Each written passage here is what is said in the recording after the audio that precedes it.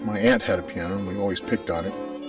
I had an interest in it, and I started taking piano lessons at age 7. My teacher convinced my parents to buy the Sherwood music course, which was pretty expensive at the time.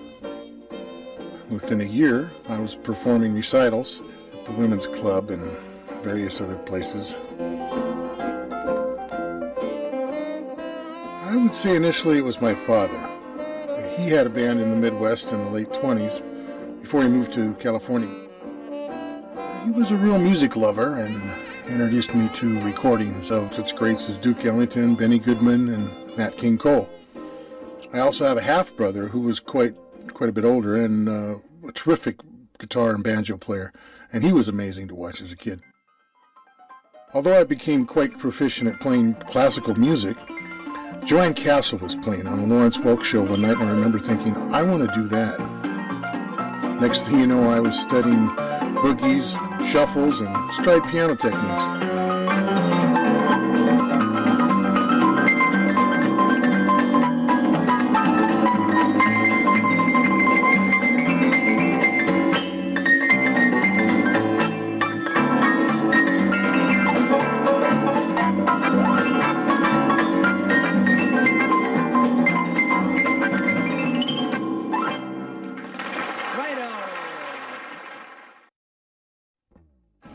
I think I was about 12 when I heard a garage band down the street and noticed the incredible volume of the guitars, bass, and drums.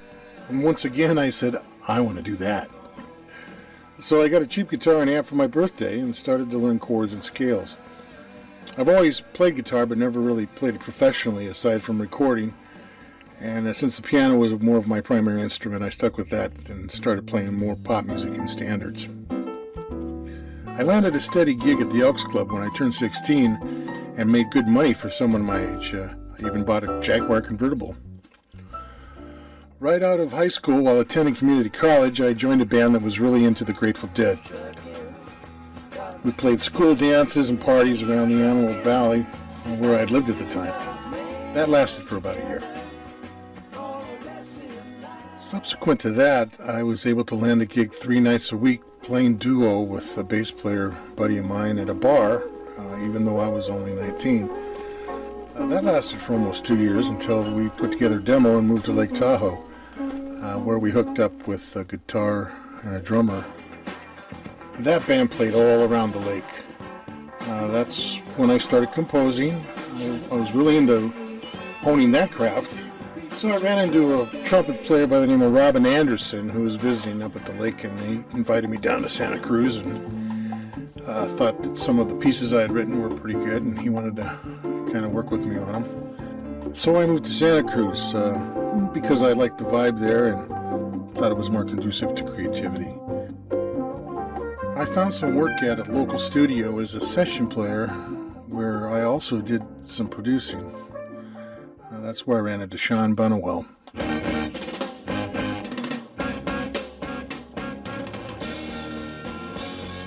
I remember picking out some of his tunes when I first got that guitar, and he had quite a bit of popularity as a leader of the Music Machine, who was actually the house band for Boss City, local kids' music show in Los Angeles. Keith Olsen, the bass player for that band, had gone on to help start Sound City, producing mega hits for Fleetwood Mac, and well, the list goes on and on. You might have recently seen that documentary with Dave Grohl on Sound City. It was kind of interesting. Anyway, I ended up producing an album with Sean, and we headed to L.A. To see about getting a record deal. Well, after a few rejections and running out of money, he went to Charlotte, North Carolina, and got a job writing a column for the local newspaper. So I stuck around L.A., started up another band, and played all around the South Bay area since I liked being near the beach. Eventually a band spun off of that and was a little more show than the local dance band. Joe Graydon, the late Joe Graydon, who was the father of guitarist-producer Jay Graydon, liked us and became our manager. So we played a lot of hotels and casinos and made some excellent money.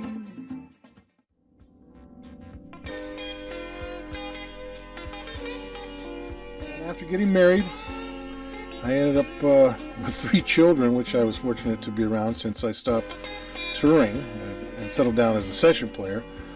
And I also continued to play locally solo, duo, and with various bands. I got offered a job at Paramount Recording Studios in Hollywood, and I helped with productions and also moonlighted as a piano player at the Comedy Store.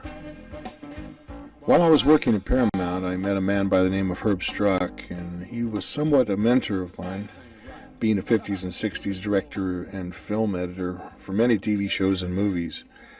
He taught me quite a bit about post-production, and he was also instrumental in finding me other music work in the industry. When cable started becoming popular in the early 80s, I got involved with a few shows on public access, where I did the music and appeared behind as well as in front of the camera. After a handful of productions, I kind of retreated back to playing more music and less camera, video stuff. I joined BMI as a composer, songwriter, and started publishing under the name Finger Painted Music. I amassed quite a library of cues and underscore when I got the call to do a documentary on Aristotle Onassis.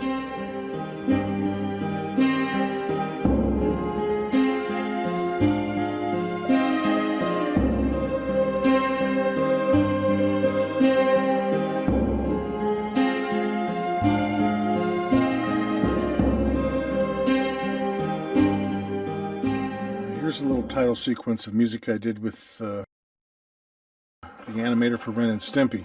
I even appeared briefly in the film. Slip right through your mind if you snooze. You lose.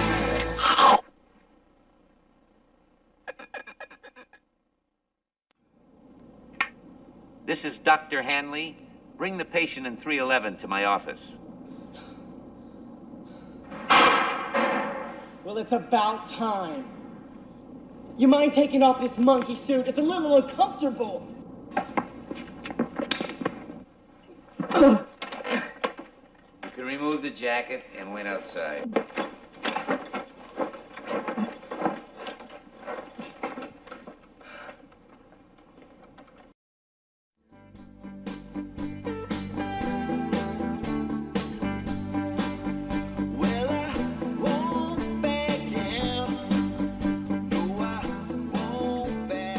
In the late 90s, with my kids pretty much grown, I ventured out with a group called the Classic Rockers.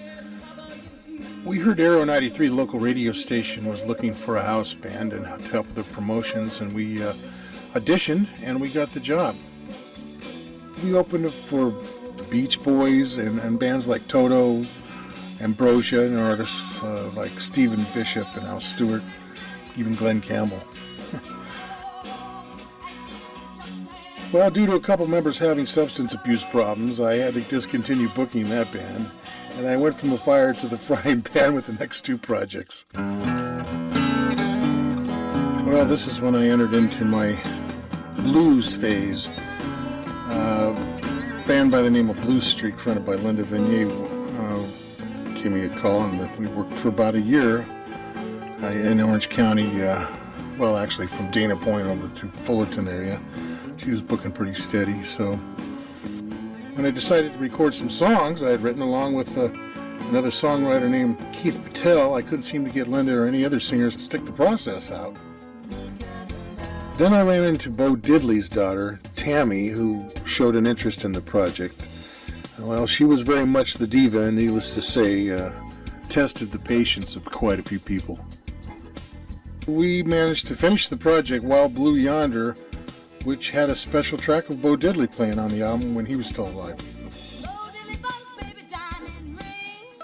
We went on to showcase and promote the CD when I decided life was a little too short for that much tension, for lack of better words. Keith Patel also had some success working with a producer for Roger Corman, so we ended up getting some work from him with Edward James Olmos for a boxing documentary. Shortly thereafter, I scored a film called Exit Fee and also got credit for sound design. During this time, I was performing pretty steady with a band called Blues Gone South, where we booked 100 gigs a year locally, which was pretty good while it lasted. We opened for other artists like Bobby Blue Bland, Taj Mahal, and James Cotton. The guitar player for that band, Jimmy O, embarked on a project produced by Rogers Masson that we recorded at Castle Oaks in Calabasas, where James Horner had recorded the theme and score for Titanic on the piano you hear now. And we were up for a tour when Jimmy died of a heart attack after a show at the Coach House. He was only 44. His CD was released posthumously, and needless to say, there was no tour. So I concentrated on marketing the music that I'd already recorded, in addition to developing an in-home studio, after which I produced quite a few compositions ever since. I put out the word I was available and got a call from Michael John, who had a bit of notoriety locally. We went on to record a CD and play some cool gigs with opening for guys like Robert Cray, Elvin Bishop, Coco Montoya, a good friend of his, and Tommy Castro, to name a few. We even ended up going to Memphis a couple of times for the International Blues Challenge, where we placed in the top 10, and even got to record at Sun Studios. After a stream of gigs came to a select few, I started looking around for other opportunities to play. Michael John is now the promoter of the very successful Simi Valley Blues Festival, and also heads up the Ventura Blues Society. Besides performing live the last few years, I've also been producing songs and underscore for various projects.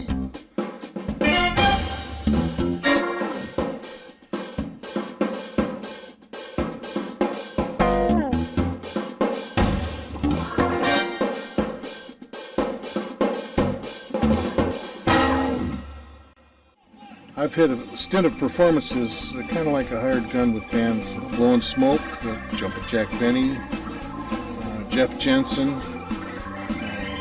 Brad Wilson, the Blue Cats, and a few others. I also book a quartet that leans a little more towards jazz standards, where we've played wineries and art shows, soirees, things like that. For starters, this interview will be on my website to check out, and I expect to keep busy composing and placing music from the catalog, and aside from that, I'll have any live performances posted on my calendar. I guess my main goal at this stage is to just stay healthy, and anything above food, shelter, and love, which I'm fortunate to have, is icing on the cake.